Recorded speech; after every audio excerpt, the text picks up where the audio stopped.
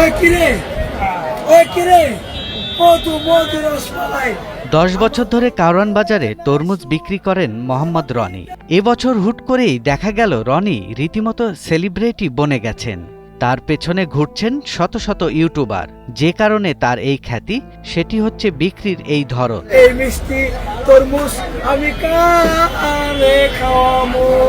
এই তরমুজের পিছনে গোলামি করছি, গোলামি বুঝেন, কামলাগিরি করছি, ব্যবসা করি নাই। বাবা দাদার কাছে থেকে পাওয়া তরমুজ সম্পর্কে জ্ঞান তাকে রীতিমতো তরমুজ বিশেষজ্ঞ করে তুলেছে বলে দাবি তার। এই তরমুজের পিছনে আমি 10 বছর গোলামি করছি, কামলাগিরি করছি, মানুষের কাজ করছি, বেতন দিছে, হাজিরা দিছে, খালি কাজ করছি, তরমুজ চিনি নাই। আমার বাপ দাদা তার সাথে আমি ঘুরছি, বেড়াইছি, লাড়ছি, চারছি, কারছি, শিখছি। আমার বাপ মারা গেছে, আমার দাদা মারা গেছে, পরে আমি বড় হয়েছি।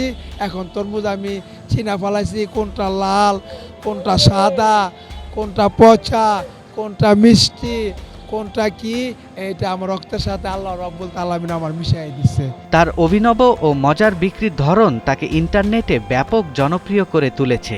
তার খ্যাতি সামাজিক যোগাযোগ মাধ্যমে এতটাই ছড়িয়েছে যে সামাজিক যোগাযোগ মাধ্যম ভিত্তিক কন্টেন্ট ক্রিয়েটররা রীতিমতো পিছু নিয়েছেন। সামাজিক যোগাযোগ মাধ্যমে তার ভিডিওগুলো ব্যাপকভাবে শেয়ার ও মন্তব্যের মাধ্যমে ভাইরাল হয়েছে। ভাইয়ার ডায়লগটা তো খুব ফেমাস হয়ে গেছে, ফেসবুক পুরো একদম সম্পূর্ণ ভাইরাল। এই জন্য ভাইয়া এখন পলায় পলায় থাকতেছে আর কি। হ্যাঁ, আমার ডায়লগটা ওই কিরে, ওই কিরে, ওই কিরে, মধু মধু মধু রসমালাই রসমালাই, আগুন আগুন। তার এই জনপ্রিয়তা এখন সারা দেশে ছড়িয়ে পড়েছে। ঢাকা সহ বিভিন্ন এলাকা থেকে এসেছে কেউ তার তরমুজ কিনতে, কেউ বা ভাইরাল রনির সাথে ছবি তুলতে।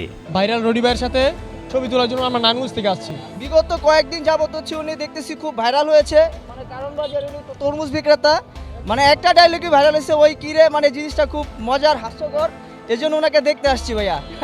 তবে রনির এই জনপ্রিয়তা কারওয়ান বাজারের অন্য তরমুজ বিক্রেতাদের বেশ সমস্যার মুখে ফেলেছে।